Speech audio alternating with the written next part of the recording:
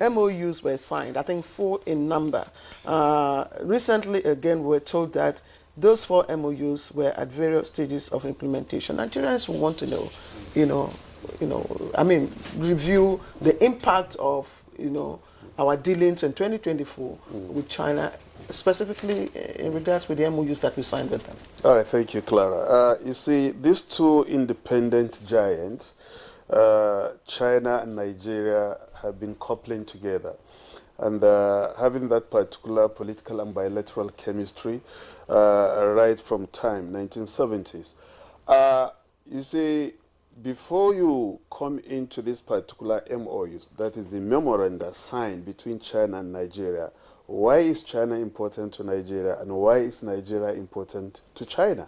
And why is even China in Africa? You come to understand that Nigeria is so important. Why is it? Because Nigeria is the largest population in Africa.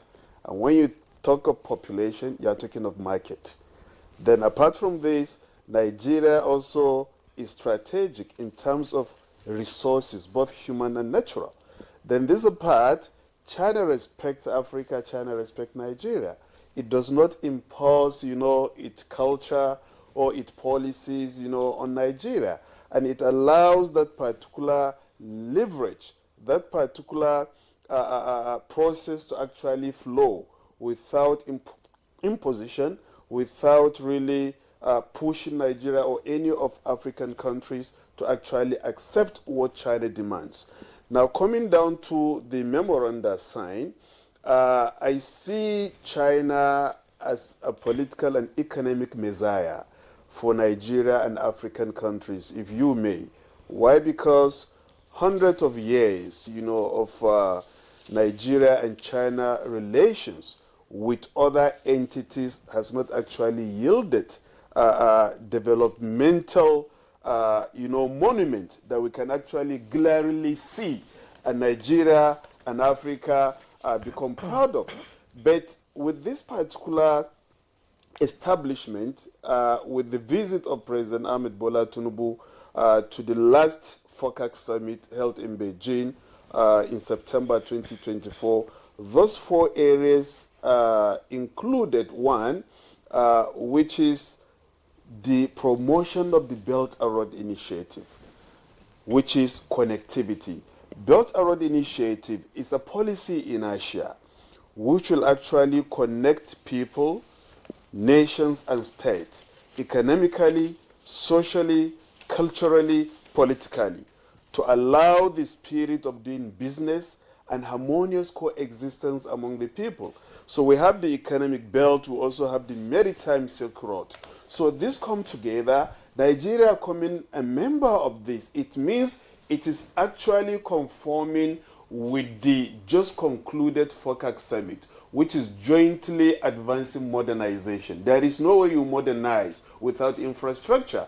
And the Belt and Road Initiative is one major area of infrastructure construction, not only in Nigeria, not only in Africa, but all over the world. Advanced societies have come to embrace infrastructure-driven development, which the Belt and Road Initiative has promised to actually deliver, not only to Nigeria and to Africa. So this memoranda signed, it means that President Ahmed Bola Tinubu is taking Nigeria to the next level. Next level in the sense that what Nigeria has not been able to have, what Nigeria has not been able to develop. In this particular new era, Nigeria is going to benefit from this particular modernization process, which China and Africa are jointly going to actually deliver. And this is key to our national development, because no entity can boost up development without infrastructure. Then secondly, the need for energy sustainability, which we want clean, nuclear, that is the peaceful application or usage of nuclear energy.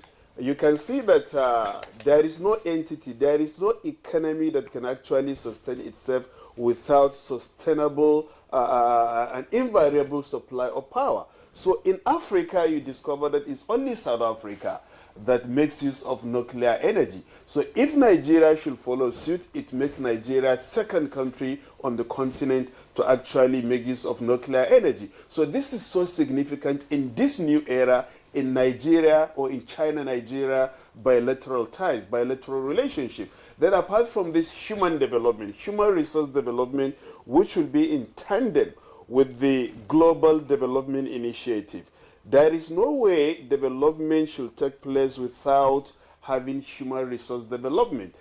Infrastructure is essential for the continuity and sustainability of any form of developmental project. So, but that will translate or should translate into human resource development.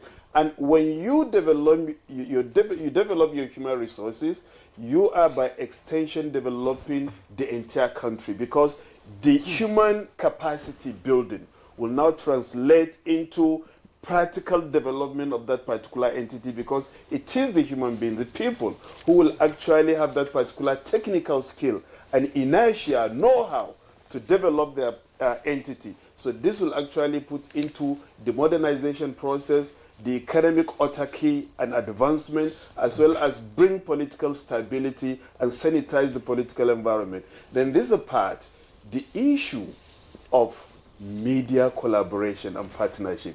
You can see China Media Group, NTA, coming together. Why? Because the media is an essential part of every society, because it delivers, it entertains, it educates. So people become learned, educated through the media. So that is why media cooperation, that particular mutual learning between civilization.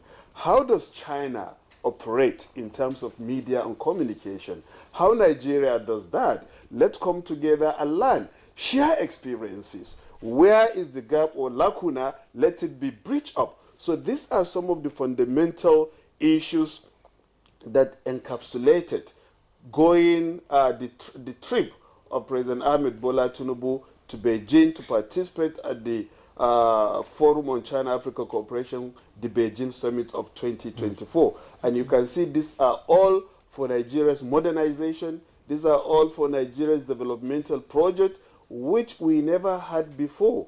And that is why I say why China is in Africa is to sincerely and honestly aid in the development of Africa. And why is the United States of America afraid? Why are other entities afraid?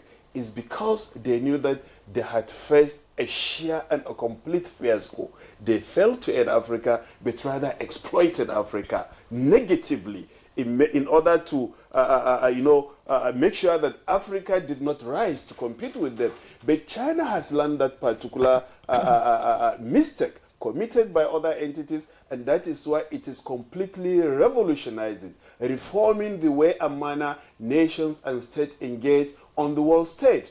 China is sincerely and honestly aiding and even financing Africa's development and modernization. If you look at the China-Africa Leadership Dialogue, which was held in Johannesburg, China is even trying to promote Africa's integration. Integration in the sense that sub-regional integration, looking at ECOWAS, looking at SADC, looking at ECAS, looking at COMESA, looking at IGAD, that is Intergovernmental Authority on Development. China is all trying to promote all this particular integration so that Africa should be able to harness its potentials, aid each and every African entity to actually produce what it has, what is actually blessed in terms of natural resources. China will aid you to actually tap from those particular resources, even help you to take to China and sell. China is ready to buy from you. It's just because that particular trade deficit is not that China doesn't want you to go higher. No, it's you, the magnitude at which you produce, the level of your production, processing, and industrialization, that will actually determine the quantum of resources or finished good that you'll be able to sell. And China is promoting you, wanting you to produce more, bring more to the market. China is 1.4 billion.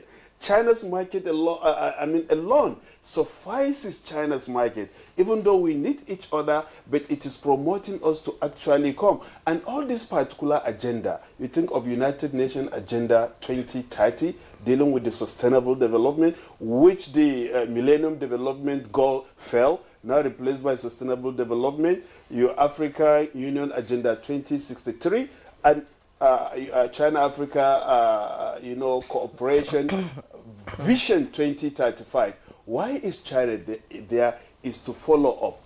If the United Nations agenda for sustainable development fails, if even the African Union agenda for the Africa we want, 2063, all these particular processes, China is confident that the China-Africa Cooperation Vision 2035 will serve as a beacon of hope in order to monitor the practicability, the operationability of all these particular agreements signed, and to champion development in this particular China-Africa cooperation that is hopeful and promising for this particular two giants.